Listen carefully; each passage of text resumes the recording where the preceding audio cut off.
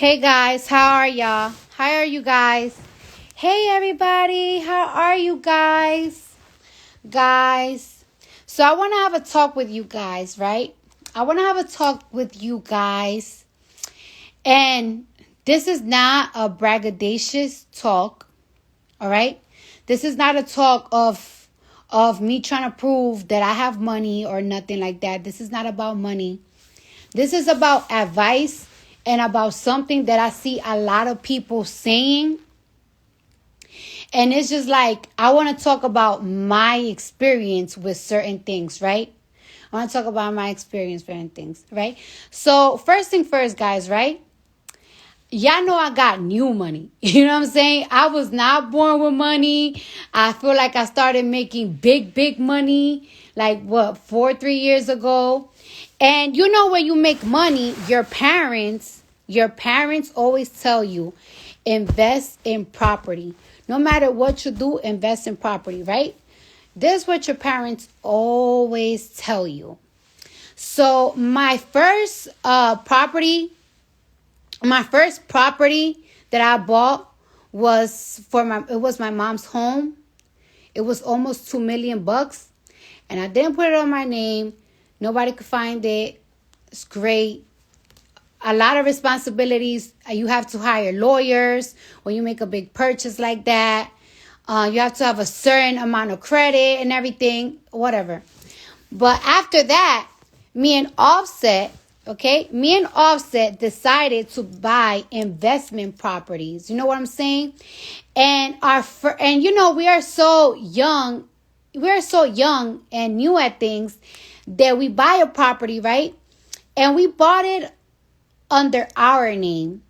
And we didn't realize that when we buy things our name, no matter whether it's small, we bought some property for like $250,000. We went half and half.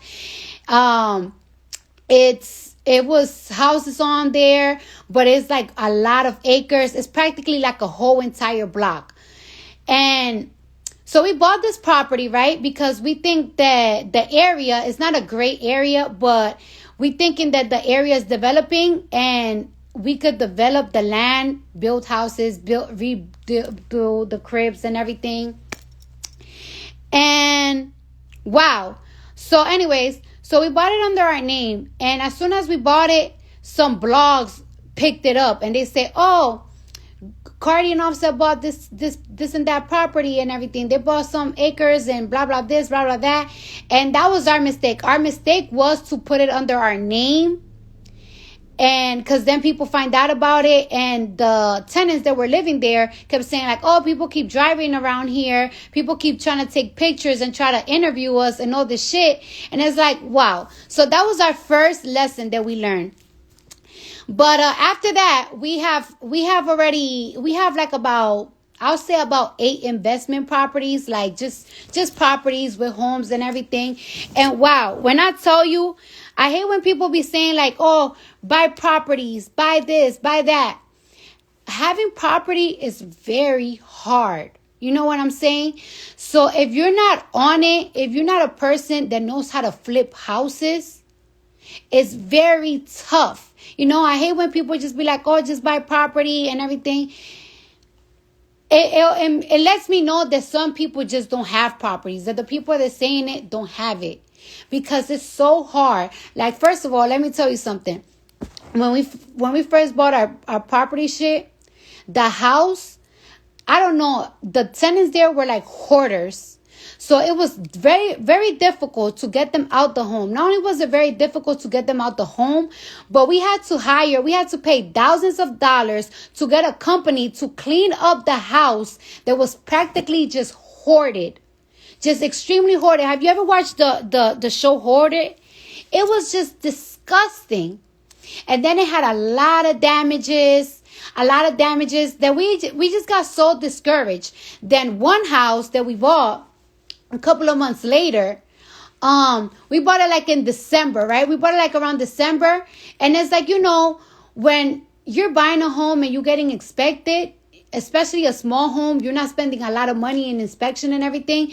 Some homeowners, they could actually hide water damages. So when we buy the home, there's a lot of work that we have to do. It's a lot of reparation. We gotta like renovate it and everything, but we don't see no water damages. All right, whatever. Rain season come in Georgia, and then our property managers told us that there is a big water damages that's going to cost us hundreds of thousands of fucking dollars. Mind you, we're not even living in these houses. These are houses that we buying just to have, because the value is going to go higher. And insurance is a fucking bitch. Like, insurance be claiming that they're gonna do this, that they're gonna do that. Yo, it's a hassle. If you don't have mold in the house, they not coming. Okay? They don't give a fuck. They take their sweet ass time. So and then when you and if you have property and you're renting to tenants, that is such a big fucking headache. Because let's say in your house, right? In one bathroom, the toilet is not flushing right. The shit is not going down. The hot water is not coming fast enough. You fix it at your own time because it's your house. But when you're renting to tenants, oh my gosh. Oh, the plumbing is fucked up. Oh, my toilet flooded. You can't take your time. You gotta solve the problem ASAP Rocky, bro. You gotta solve the problem ASAP. When it's sure the boilers is good. Or then you're gonna get sued. So you know what I'm saying? When it comes to property, I don't. Oh, and on top of that, right now, the selling right now is great. So like buying houses right now is really great because the houses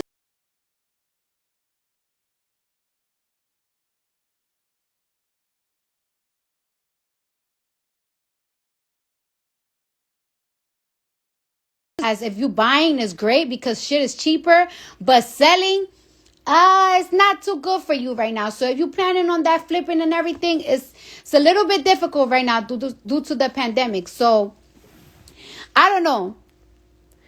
So like it's good to buy houses right now, but trust me, it's really hard to sell. So when people be talking about these property things, I just be like, man, y'all must not own properties because we own multiple properties and it's a fucking headache. Our property managers, me and Offset, we don't be as much on top of it because we have other jobs to do. Like, that's just a little side thing that we have just in case shit fuck up. But our property manager always calling us, hey, can you approve if I could do this? Can you approve if I could do that? Oh, this shit is fucked up. Oh my God, the maintenance. Oh my God, you gotta make sure the grass is cut. Oh my God, or the city is gonna sue. Yo, it's a hassle. And I'm telling y'all this to experience. Like I said, I started doing this with my husband 2 years ago. I'll say it's about 2 years ago. And it's kind of difficult. You know what I'm saying? So I just wanted to give y'all that advice when it comes to cribs. Let me see y'all thing. Y'all comments.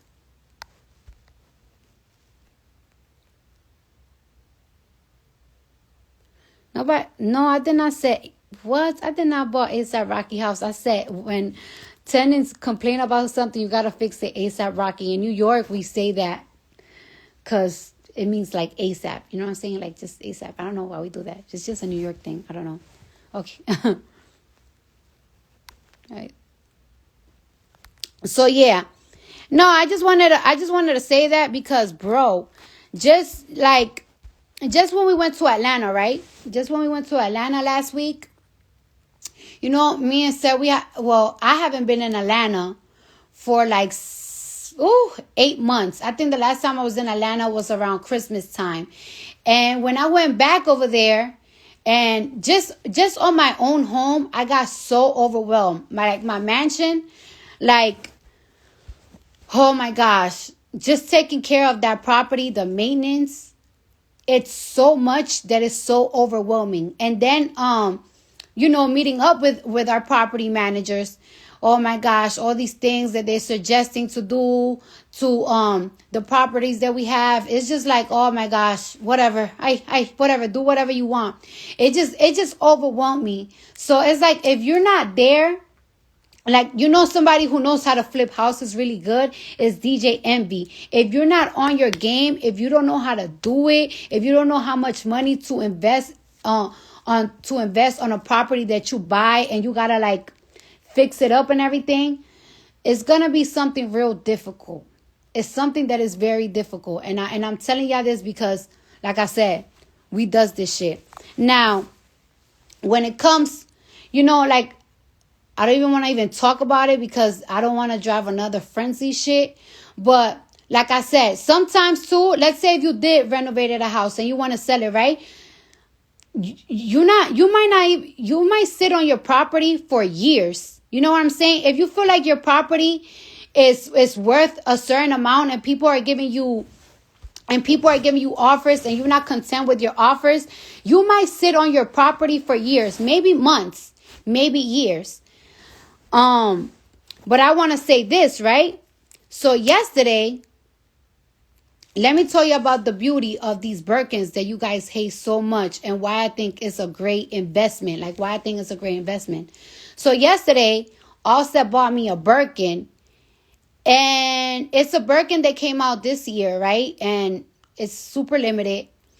And I bought it, I think it was $15,000. I guess you guys saw the receipt and you guys saw, I think it cost $15,000, right? And I have Birkin Connects because sometimes it's really hard to get certain Birkins, so you need to have a connect. And when you have a Birkin Connect, you got to make sure they're official. And to know that they're official, you got to see who they sold bags to before. They make a lot of articles about these Birkin sellers, who's official and not. So one of my Birkins Connect hit me up about a bag that cost me $15,000, and they offered to buy my bag for...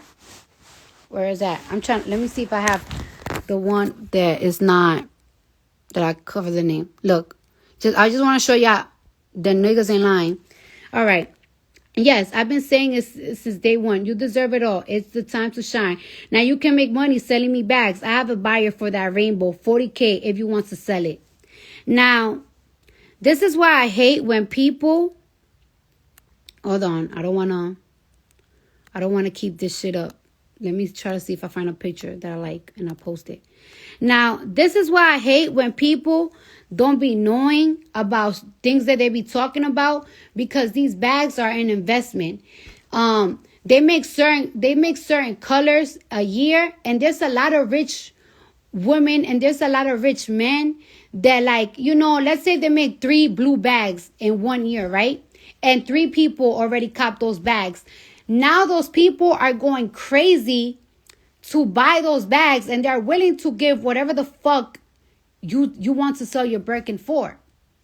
Just like Yeezys, just like the Travis Scott sneakers, just like Jordans, it's the same thing. So I hate when people always be like, oh, Birkins, yeah, materialistic, but this is actually a good investment, because I bought a bag for well, not me, I didn't buy the bag, but my husband bought me a bag yesterday for $15K, and now they want to buy it for $40,000. And look, that it didn't took a day, it didn't took a month. It took literally a couple of hours as soon as I posted it. So that's why I wanna let y'all know, like, it's like, not everything is negative, not everything is some bullshit, not everything it's about materialistic thing. It's an investment, and it is what it is. I'm trying to look for something else because I don't want to keep this picture up anymore. Here you go. I like this. This is gonna be the picture. So and this is not trying to be it's not me trying to be braggadocious braggadocious. I don't know how to say the fucking word. It's just like me trying to give people knowledge, because I don't know, like, I had to learn things little by little, because like I said, I was not always rich. When I started making money, I didn't know how to invest my money in certain things. Also, let's not even start about investing in companies, because me and Offset had taken a lot of bad losses in investing in companies. We still waiting to see what we're gonna get out of certain things. So, and like I said, I don't ever want to discourage people, but like I said, I'm new money, and I'm not even trying to front. Like, I was never used to having this much money and everything, but I know that I don't ever want to like have it and lose it all. So, like, I always listen to my parents' advice, like, invest in this, invest in that. But sometimes these investment could be a big L. It could be a big loss. It could be something that drench your time. This Birkin talk, this and that. I honestly feel, like I said, it's a good investment. Let's say if you bought a Birkin that came out last year, but somebody's dying to have that color.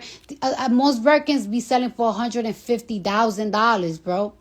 Some people are trying to buy that Himalayan. I heard that there's this bag called the Himalayan Birkin, and I think it came out years ago. I don't know. But people be spending $300,000 for that purse. You know what I'm saying? It just goes up and up and up. So that's why I just hate when people like just talk about it, or like it's materialistic things and this and that. I personally think it's a good investment. Like, easy. But anyways, guys, that's just my little lesson of the day. I want to watch a good series or just a good movie. I don't even want to watch a series, because series, they just, I don't know. They just be annoying in the beginning trying to understand it. Send me good stuff from Netflix, bro. Send me good